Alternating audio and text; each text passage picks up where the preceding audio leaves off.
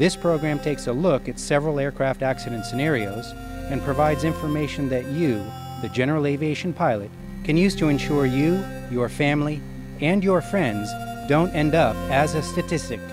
Here's Dr. Avers.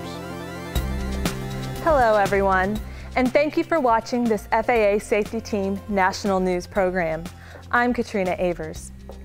Many pilots are concerned about the general aviation accident rate and want to know what they can do to fly safer. We are going to meet with several key people in this program, including FAA Director of Flight Standards, John Allen, crash survivor Barry Hyde, and 3 subject matter experts to find out what you can do to increase your margin of safety and avoid an accident. Did you know that the FAA finalized reports on nearly 2,500 fatal general aviation accidents over the last decade? We analyzed the data and found that the #1 cause of fatal general aviation accidents during this time frame was loss of control in flight. In fact, it was also the #2 cause of non-fatal accidents for the same period of time.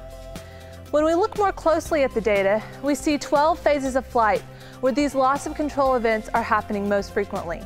The top 3 events by flight phase are maneuvering, approach, and en route. This is alarming information, and it certainly raises a flag for those of us who are general aviation pilots or who have friends or family members that fly.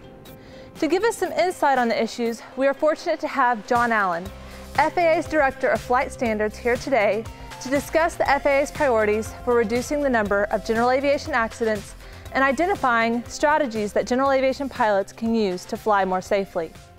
Welcome, John, and thank you for joining us. Hi, Katrina, and thank you for having me on this first edition of the FAA Safety Team News. John, we just reviewed some of the recent general aviation accident statistics and want to know, in a nutshell, what is the FAA strategy for reducing these numbers? Well, as you know, GA outreach and accident reduction is one of our top safety priorities. In fact, we just met this last week with the Experimental Aircraft Association to carve out some strategies, one in maybe enabling our interaction with the Type Club community to focus on some of the accident rates in some of those specific aircraft and focus our energies.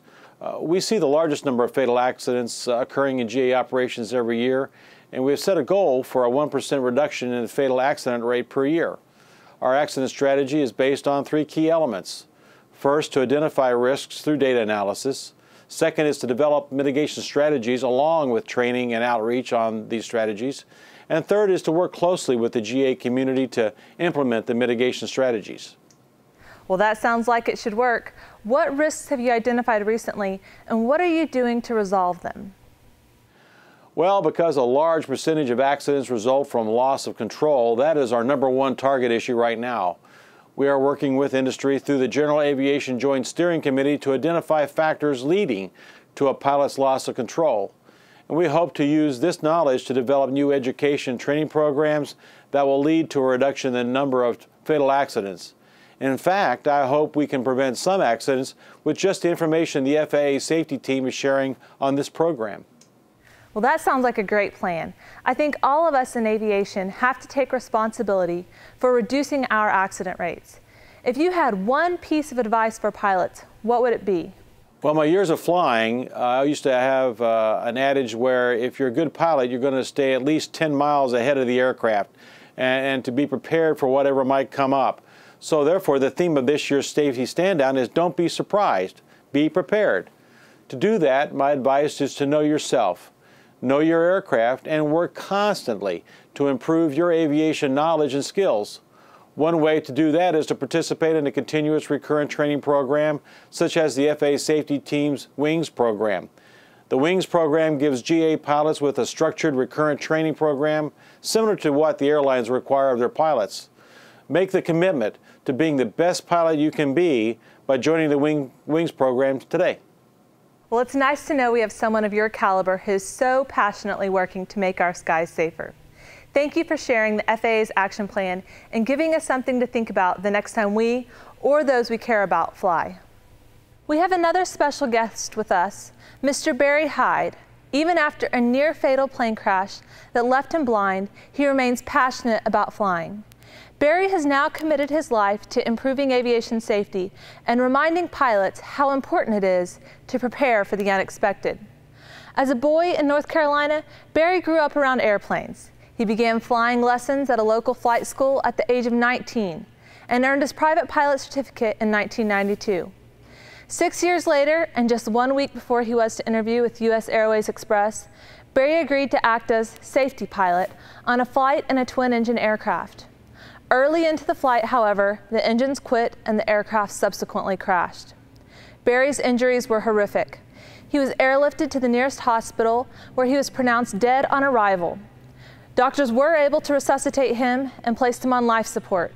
He suffered major head and internal injuries, as well as numerous broken bones.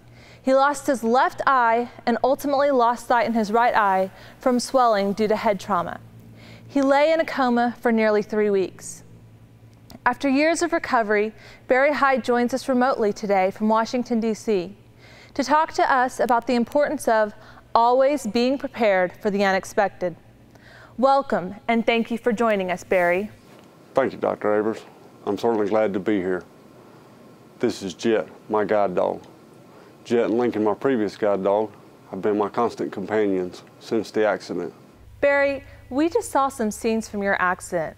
All I can say is, wow. Many of us cannot imagine being in that situation, much less surviving it. Neither could I. Before the accident, I had many uneventful flights. I never really thought I'd be involved in an accident. But now, I'm reminded daily that indeed, I'm one of the statistics. But you have turned a tragic event into an opportunity to help others learn valuable lessons from your experience. From your perspective as a safety pilot that day, what were some of the contributing factors that might have changed the outcome of your accident? As is true with many accidents, several factors were involved. First, an incomplete pre-flight was performed. Had this been done properly, the accident would not have happened.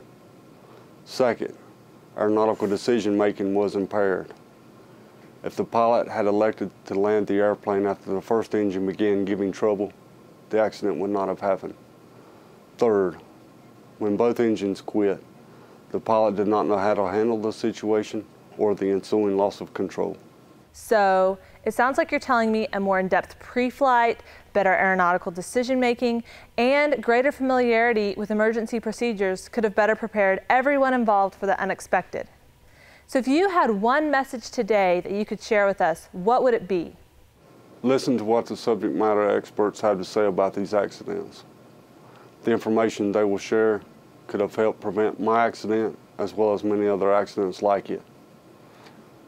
Be sure to proactively apply this information to your daily flight operations as well. And remember, accidents can happen to you. Thank you so much, Barry. We will hear from a panel of subject matter experts after this short break.